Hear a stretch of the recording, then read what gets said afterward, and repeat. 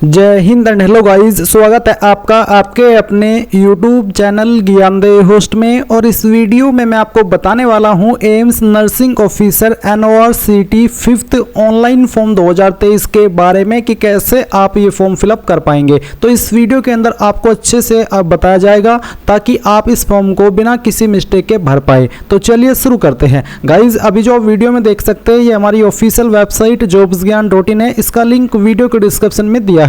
जैसे ही आप link open करेंगे तो आपके सामने यहाँ पर एप्लीकेशन फीस की जानकारी, आपकी इंपॉर्टेंट डेट्स की जानकारी, अप्लाई करने के लिए क्या क्वालिफिकेशन चाहिए, सब जानकारी आपको देखने को मिलेगी। ये जानकारी चेक करने के बाद में आप यहाँ पर देखेंगे कि इसके अंदर कौन सी यूनिवर्सिटी पार्टिसिपेट कर रही है, उसकी जानकारी आपको दी गई है। बेसिकली यूनिवर्सिटी नहीं बल्कि आपके एम्स। तो आप यहाँ पर आइए और आने के बाद में आप यहाँ पर अगर इसके ऑफिशियल नोटिफिकेशन को देखना चाहते हैं तो आप यहाँ पर इन दोनों को ओपन करके नोटिफिकेशन को डिटेल्ड में चेक कर सकते हैं। एंड अगर आप इसमें एलिजिबल है और इंटरेस्टेड है फॉर्म को फिल करने के लिए तो गाइज आप अप्लाई ऑनलाइन लिंक के ऊपर क्लिक करके यहाँ पर आ जाएंगे। यहाँ पर आने के बाद में आपको न्यू वर्जन के नीचे क्लिक हियर के ऊपर क्लिक करना है। इस पर क्लिक करने के बाद में आपके सामने इंटरफेस आएगा। अब आप यहाँ पर प्रोसीड के ऊपर क्लिक करेंगे। इसके बाद में आप यहाँ पर आएंगे, एक बार फिर से प्रोसीड करेंगे। फिर आप यहाँ पर अप्लाइंग फॉर नर्सिंग ऑफिसर ये सेलेक्ट कर लेंगे। देन गाइज यहाँ पर जो आपका फुल नेम है वो आपको 10th के सर्टिफिकेट के अकॉर्डिंग या फिर जो आपका स्कूल लिविंग सर्टिफिकेट है उसके अकॉर्डिंग एंटर करना है। इसको आपको दोबारा डाल करके यहाँ पर वेरीफाई करना है। फिर आप यहाँ पर फादर का नेम एंटर करेंगे, फिर आप अपनी मदर्स का नेम एंटर करेंगे। कास्ट कैटेगरी आपकी कौन सी है वो आप यहाँ पर सिलेक्ट कर लीजिए। जैसे कि अगर आपकी कैटेगरी जनरल है तो आप यहाँ पर सर्टिफिकेट नंबर देंगे जो कि ऑप्शनल है, यानी कि देना चाहे दे सकते हैं, नहीं तो खाली भी छोड़ सकते हैं। अगर आपकी कैटेगरी OBC NCL है तो आपको फिर से ये सर्टिफिकेट की जानकारी मांगी है बट ऑप्शनल है। जैसे कि मैंने आपसे कहा जनरल के लिए ऑप्शन नहीं आएगा। तो इसके बाद आपकी जो भी कैटेगरी है वो आप यहाँ पर दोबारा सिलेक्ट करके वेरीफाई कर लीजिएगा। फिर सवाल है कि क्या विकलांग है और आपकी विकलांगता 40% या उससे ज़्यादा है, अगर हाँ तो यस कीजिएगा, नहीं तो आपको नो करना है। इसके बाद गाइज यहाँ पर आपके सामने ऑप्शन है ID प्रूफ। तो आपको कोई एक ID सेलेक्ट कर लेनी है। जो भी ID आपने सेलेक्ट की है उसका नंबर फिर आपको यहाँ पर देना है।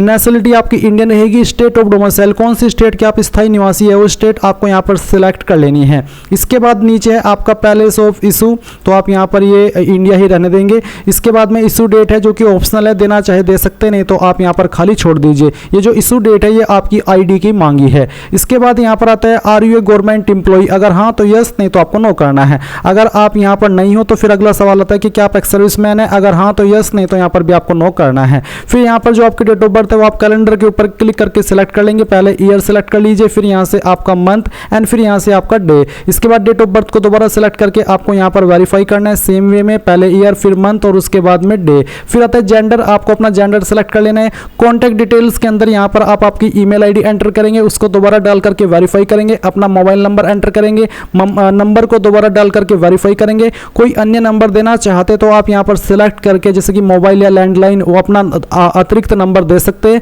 नहीं तो आप चाहे तो उसको खाली भी छोड़ सकते हैं। फिर आप यहाँ पर टिक करेंगे। सभी जानकारी चेक करते हुए आप यहाँ पर सेव एंड प्रोसीड पर क्लिक करेंगे। अब यहाँ पर आपके सामने कैंडिडेट ID आ चुकी है, ये आपको नोट कर लेनी है। सेम जानकारी आपको ईमेल मैसेज के माध्यम से सेंड कर दी गई है। अब आप यहाँ से ओके करेंगे। ओके करने के बाद में आप प्रोसीड के ऊपर क्लिक करेंगे। प्रोसीड पर क्लिक करने के बाद में यहाँ पर जो भी आपको ईमेल मैसेज के माध्यम से ओल्ड पासवर्ड मिला है वो आप यहाँ पर डालेंगे। एक न्यू पासवर्ड आप बनाएंगे। न्यू पासवर्ड को दोबारा डाल करके वेरीफाई कर देंगे एंड देन आप यहाँ पर अपडेट के ऊपर क्लिक करेंगे। पासवर्ड रिसेट होने के बाद में आपके सामने यहाँ पर लॉगिन का पेज आएगा। आप अपनी कैंडिडेट ID डालिए, जो पासवर्ड अभी आपने बनाया है वो आप डालिए, ये कैप्चा कोड फिल करिए एंड देन लॉगिन के ऊपर क्लिक करके लॉगिन कर लीजिए। लॉगिन करने के बाद आपके सामने जानकारी आएगी। अब आप यहाँ पर प्रोसीड के ऊपर क्लिक कीजिए। प्रोसीड पर क्लिक करने के बाद एजुकेशनल क्वालिफिकेशन में क्वालिफाइंग एग्जाम में आप यहाँ पर सिलेक्ट कर लीजिए कि आप इनमें से किस क्वालिफिकेशन के माध्यम से अप्लाई कर रहे हैं। जो भी है आपके पास वही सिलेक्ट कर लेंगे। फिर क्वालिफाइंग एग्जाम यहाँ पर पास रहेगा। इसके बाद में आपको यूनिवर्सिटी नेम देना है कि कहाँ से आपने की है। इसके बाद में आप यहाँ पर आपका कॉलेज नेम देंगे जिस भी कॉलेज से आपने की है। तो चलिए हम यहाँ पर इसको एंटर कर देते हैं। और इसके बाद यहाँ पर आता है आपके सामने एडमिशन डेट, कब आपने एडमिशन लिया था वो आप यहाँ पर सिलेक्ट कर लीजिएगा इस तरह से। फिर यहाँ से आपको आपका जो मंथ है वो सिलेक्ट कर लेना है एंड यहाँ पर आपको डे सेलेक्ट कर लेना है। कब आपने पास कर लिया था वो आप यहाँ पर इस तरह से सिलेक्ट कर लेंगे, जैसे कि मैं आपको सिलेक्ट करके दिखा रहा हूँ। तो ये सिलेक्ट कीजिए, फिर यहाँ से आपका मंथ और फिर डे। मैंने एक एक्सपेक्टेड डेट आपको फिल करके दिखाई है। इसके बाद do you have valid registration number with nursing council of India या फिर स्टेट नर्सिंग काउंसिल, अगर हाँ तो यस, नहीं तो नो। अगर यस तो फिर आप बताइए registered as nursing and midwife और इसके बाद में रजिस्ट्रेशन नंबर मिडवाइफ देना होगा यहाँ पर नर्स का और यहाँ पर मिडवाइफ का, जो भी है वो आप यहाँ पर दे दीजिएगा। State name of nursing council, तो किसके द्वारा है आप वो अपना सेलेक्ट कर लीजिए स्टेट। फिर यहाँ पर इशू डेट ऑफ रजिस्ट्रेशन कब हुआ था, इशू और डेट आप यहाँ पर रजिस्ट्रेशन की अपनी सेलेक्ट कर लेंगे। एड्रेस डिटेल, तो आपका जो परमानेंट एड्रेस है पहले आप वो भरेंगे, तो आप अपनी कंट्री इंडिया सेलेक्ट कर लेंगे। पिन कोड आपका जो भी है वो आप यहाँ पर एंटर करेंगे। फिर आपकी स्टेट डिस्ट्रिक्ट का ऑटोमेटिकली यहाँ पर फैच कर ली जाएगी। सिटी आपको यहाँ पर अपनी सेलेक्ट कर लेनी है। सिटी के बाद में आप यहाँ पर देखेंगे कि आपके सामने एड्रेस की जानकारी है, तो आपका जो एड्रेस है वो आप यहाँ पर लाइन 1, 2, 3 के अंदर लिख देंगे। अगर आपका परमानेंट और कोरस्पोंडेंस यानी कि प्रेजेंट एड्रेस सेम है, एक ही है, तो आप यहाँ पर टिक कर देंगे। अगर अलग है तो अनटिक करके अलग से भरिएगा और फिर सेव एंड प्रोसीड पर क्लिक कर दीजिएगा। अब आपके सामने यहाँ पर ऑप्शन है कि क्या आपके पास एक्सपीरियंस है, अगर हाँ तो आप यहाँ पर यस करेंगे। यस करने के बाद में आपको ऑर्गेनाइजेशन नेम आप बताना कि किसके अंदर आपको ये एक्सपीरियंस प्राप्त है। डेजिग्नेशन के अंदर पोस्ट का नाम लिखेंगे। इंप्लॉय टाइप में बताएंगे कि रेगुलर, ऑन कॉन्ट्रैक्ट या फिर टेम्परेरी, एडहॉक जो भी है। स्टार्ट डेट और एंड डेट, टोटल डेज आपके कैलकुलेट कर ले जाएंगे। फिर आप ऐड के ऊपर क्लिक करके इसको ऐड कर देंगे। बट अगर आपके पास एक्सपीरियंस नहीं है तो आप नो करेंगे और फिर सेव एंड प्रोसीड पर क्लिक करके